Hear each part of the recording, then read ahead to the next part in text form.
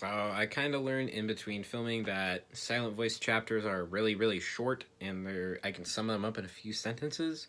So these might be left to quick reviews, sadly, because I would like to go more in depth, but I will definitely do that once we get into the later issues, or I guess chapters, which is why I'm cheating. And we're doing 2 in 1, baby. I only truly really went back to reread chapter 2 in prep for this. So I'm gonna, as I review chapter 2, I'm also gonna be looking at the back. Kind of. I'm gonna touch on the major events that happened in both of these chapters, as well as to go why in depth why they are important. And currently my light is very bright, and it's making these books hella glossy, which isn't great at times. You know, we're just gonna turn it off right now so that we can see the covers better. See? There we go. Alright. Hey, you can go back on. Fuck, that's right. Alright, I think this is a good one. It's kind of muted, kind of bright. Alright, here we go. A Silent Voice, Chapter 2 and Chapter 3. This one is more about... Chapter 2 is more about getting to know Shoko a bit more without going too in-depth on her past, aside from, you know, of course, the bullying with Shoya.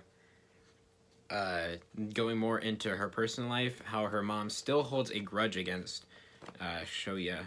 Yeah. Her mom still... Shoko's mom, or Shoka? Yeah, Shoko. Shoko's mom still holds an intense grudge against Shoya.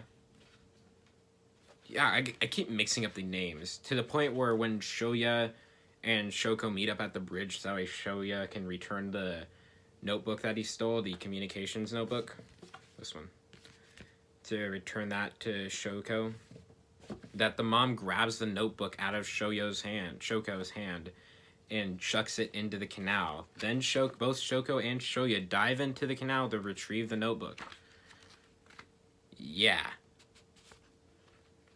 And to the point where Shoko's mom doesn't give a shit. And when Shoya goes to apologize, the mom legit walks up to Shoya and slaps his ass. Not his ass, but slaps him. Like, see, gives him the fucking full palm slap. She didn't backhand him, did the full palm. Does it deserve it? Yes, definitely. Is it justified means? Mostly, but he's trying his best. And so that just shows how intense the mother's grudge against him is, which I will also talk about again later in this series, most likely in Chapter 3. We also meet Shoko's... Fuck, I'm going to mix up their names a lot, I'm sorry. We also meet Shoko's younger sister, who in this chapter is hiding her identity as just calling herself Shoko's boyfriend, because she looks male, because she cuts her hair short. Just how Shoko wanted to originally. Because in Chapter 1, you see that Shoko wanted her hair, like, cut, kind of in a bob cut style. Let me find an image. Doo-doo, doo-doo.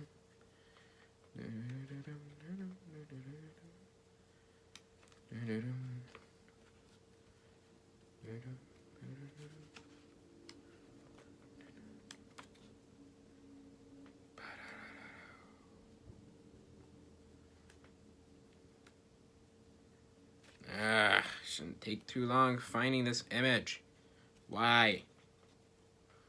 Ugh,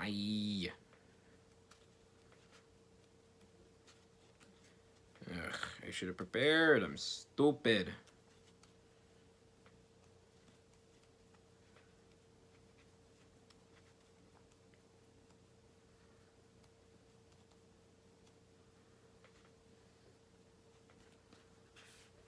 Yeah. Alright. So, Shoko's hair was long originally, and before she came to the school. Then she wanted it cut like this, in the bob cut style. But then her mom overpowered her and said no, she wants it short. Not Shoko. Shoko's mom wanted it short, so she looked like a boy, because apparently she's stupid. And thought that'd make her get bullied less, but didn't really work.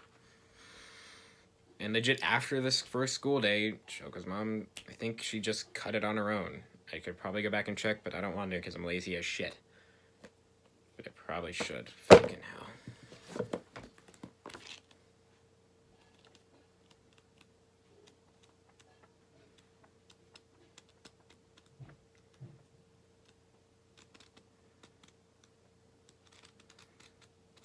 Okay, she doesn't go back and cut her on her own. That was just my brain fucking with me. Alright. So one of the things I actually forgot to mention, which is wrong of me, in the first chapter review, was that in the movie, the teacher doesn't do much to stop the bullying. Like, he legit just mentions it once in class when the talk with the principal happens, when he announces that Shoya's lost a shit ton of hearing aids. Shoko's lost hearing aids, and that they're expensive as shit.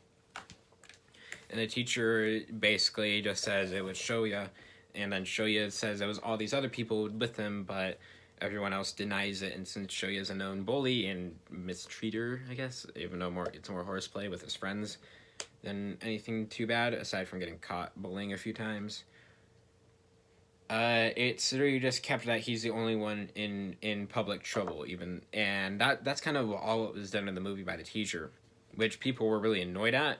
But in the book, the teacher legit goes over and talks to Shoya and starts putting an end to things and has meetings with him. And then Shoya just denies it, in a sense. And it's like, oh yeah, whatever. But yeah, that's one of the things I should have mentioned, but I didn't because I forgot about it, which was stupid of me. But yeah, no, here, in this one, we learn more about the people in Shoko's life, like her sister, her mother, and basically the main people around her. And I think one of the funny things is that Shoya, I did it again.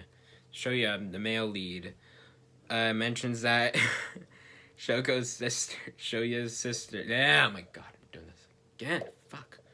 Shoya, the male lead, mentions that Shoko's sister smells like Shoya's. Shoko's sister is using the same shampoo as Shoko, and then Shoko's sister's like, oh shit, he might figure it out. Oh yeah, I'm her boyfriend. They took a bath together. And I think that was like honestly one of the funnier moments, because he's playing as she's acting like she's a dude. And I think it's one of the more at least humorous moments to me, in a sense. Like Shoyo's sister's doing this for the protection. Shoko's sister is doing it for Shoko's protection, of course. But I think that the way that she goes about it is kind of funny in my eyes, even though it's not the funniest thing in the world. But I just have a weird sense of humor. Leave me alone, please. Alright, now on to Chapter 3. This is where we start getting more friends for Shoya. Shoya actually gets his best friend in Chapter 2, the one that has a fucking afro, the one that calls him Yasho a lot. He meets him in this chapter. This is where he gives Shoya. I keep mixing up their names. I'm very sorry. Where Shoya gives the dude, I think we're just going to call him Yasho, because that's going to be easier for me to call him.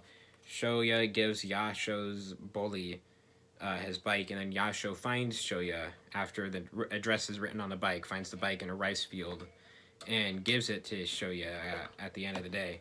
And that's when they start to become friends. It's touched on here. It's actually begun here in Chapter 2. But Chapter 3 is where it is enforced, and this is where they start meeting some new friends. As well as the big carnival trip happens in Chapter 4, which I will expand on there. Yeah, I know, it's a lot of... I'll expand on this later. I'll expand on that later. But yeah, these two chapters are more about the starting to come back from the past and start his, like, more of the beginning of the redemption arc, I guess. Where he starts getting more friends and starts to repair his friendship with Shoko a bit more. So I think that's really cool. Because it's long and drawn out, but it's not drawn out to the point where it gets boring too much. Because I was invested the entire time, of course. But yeah, 4 and 5 on the next Silent Voice review, because I found this to be much easier to do than just one singular chapter. Alright, thank you. This is Sloppy's Weeble Corner. I will see you next time. Bye bye.